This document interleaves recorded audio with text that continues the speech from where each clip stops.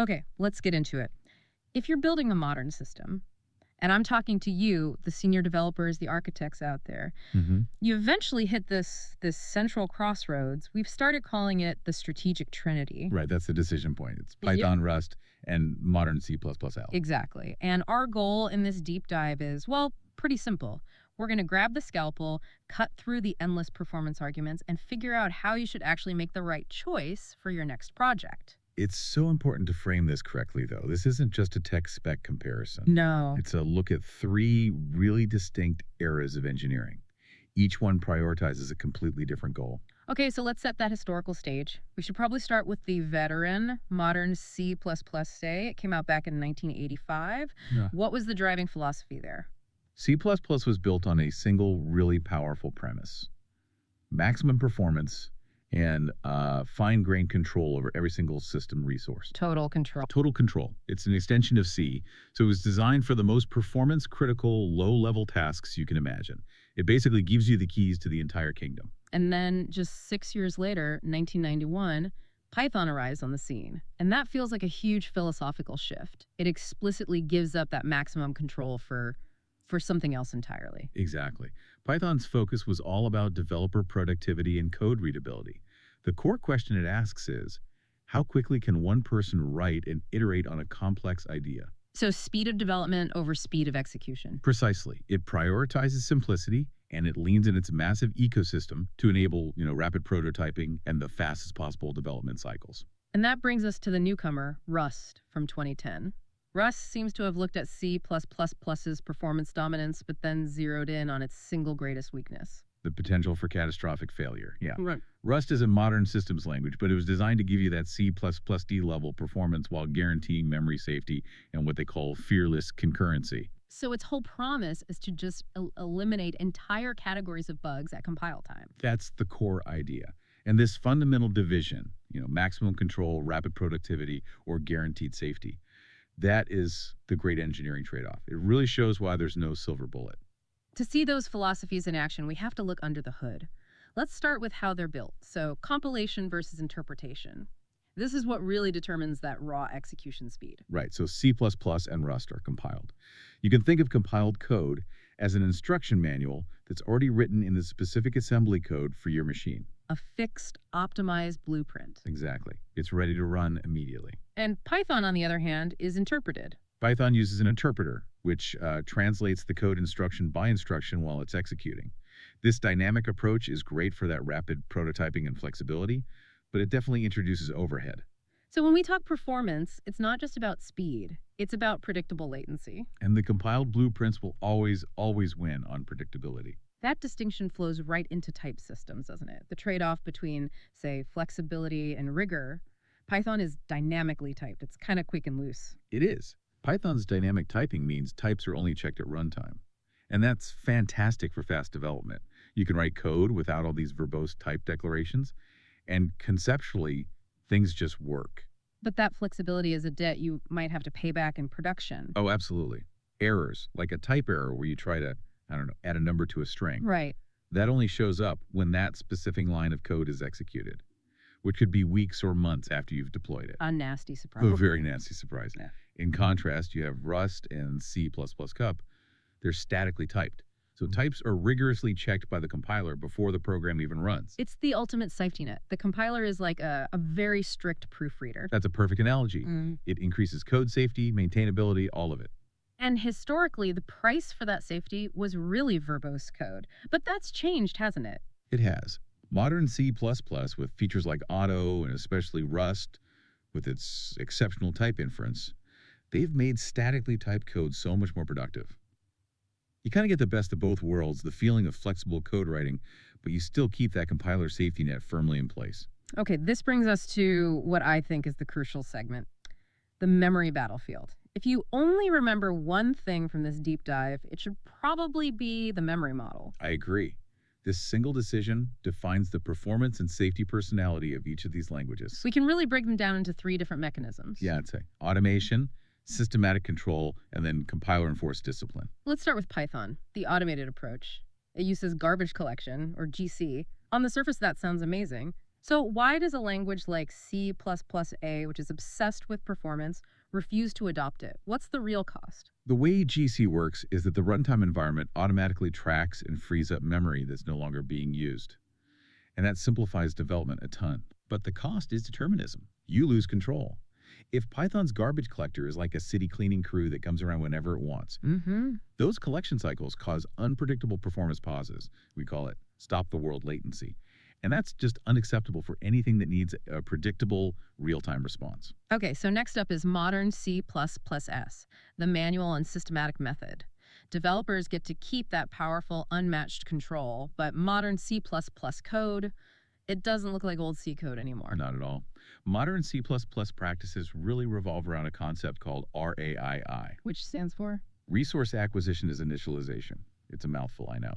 But we use things called smart pointers, like std.uniqueptr and std.sharedptr. And this is C++ way of getting deterministic cleanup. Exactly. It's the systematic method. You know precisely when that memory is going to be freed, which gives you that unparalleled performance control. So RAII shifts the burden from manual delete calls to just disciplined object creation. But the critical flaw is still there, isn't it? If that discipline fails, human error leads directly to Massive security problems, dangling pointers, double freeze, memory corruption, the whole list of nightmares. And that brings us to Rust's answer, which is it's brilliant. The compiler enforced discipline through its ownership system. This is a feature everyone talks about. It is. So how does it manage to get memory safety without the performance hit of a GC, but with a guarantee that C++ just can't make?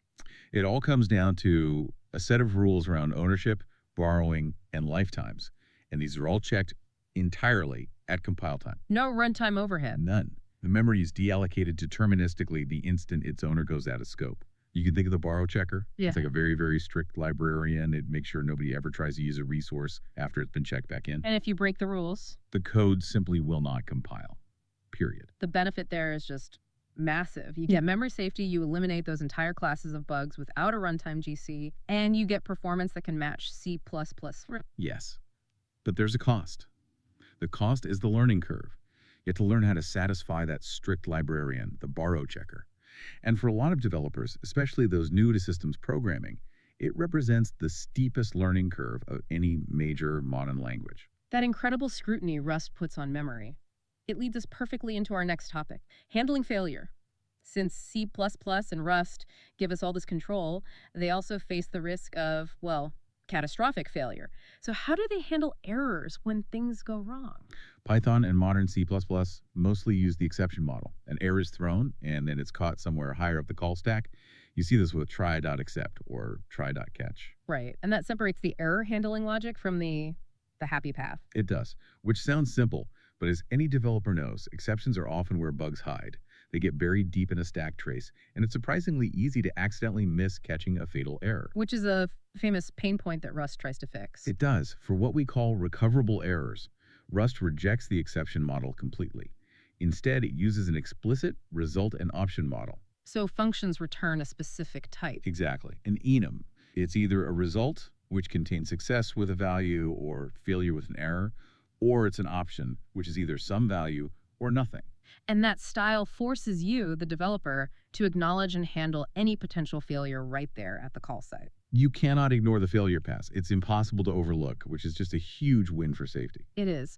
While exceptions are maybe great for those truly unexpected catastrophes, Right. Rust makes you accountable for every expected recoverable failure. And that's a profound difference. Okay, let's talk raw numbers because the Yeah. theory only gets us so far. We pulled data from the Vanderkorpit benchmark. It's a pure, raw computational task, and it really highlights the consequences of these architectural choices. The results are, well, they're unambiguous. Hmm. Python's execution time was 45 milliseconds. Okay. And Rust and C++, well, Both clocked in at just 2 milliseconds. wow, so that's a 22-fold performance advantage for the compiled languages Yeah. just on raw computation. It is. And the memory usage tells the exact same story. It reinforces the cost of that automated approach we mentioned earlier. Let me guess. Python used more. A lot more. Python used 12 megabytes of memory. Rust and C++ use just 2. 6 times the memory? Why? It's precisely the overhead from its runtime environment and that garbage collector, which is constantly tracking references. This isn't just about speed, it's about efficiency, it's about resource footprint. If you're on, say, an embedded device that only has 16 megabytes of RAM, Python's overhead alone could kill the project. it could be prohibitive, yeah. But the key insight here, and this is important, is that Python users aren't just left in the dust. Python can close this gap. It can, completely, Yeah. but does so by strategically offloading that raw computational work to highly optimized libraries like NumPy. Which are themselves written in C, C++day, or Fortran. Right. This is why system architecture matters so much. Python's real advantage is often realized when it acts as the glue, the application logic, while pushing all the heavy lifting down into its compiled dependencies. Okay, let's shift gears to the practical side. The developer's arsenal.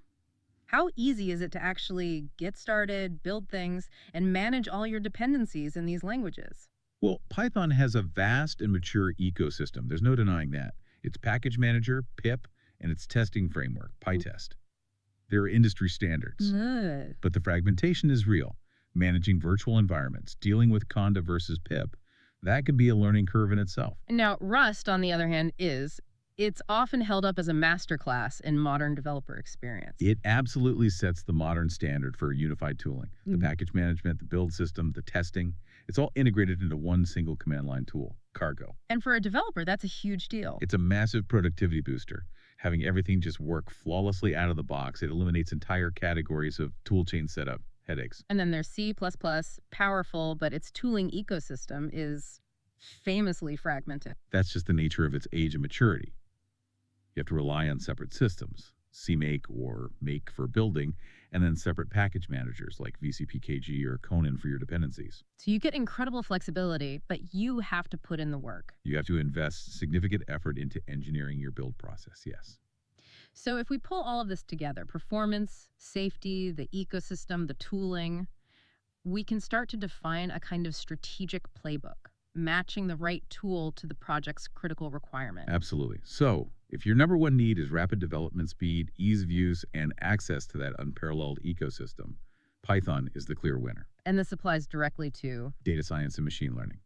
The NumPy and PyTorch ecosystem is just an unbeatable moat, and also fast cycle web development with frameworks like Django and Flask. okay. But if your non-negotiable requirement is guaranteeing memory safety and providing high performance for foundational secure software, Then Rust is the recommendation.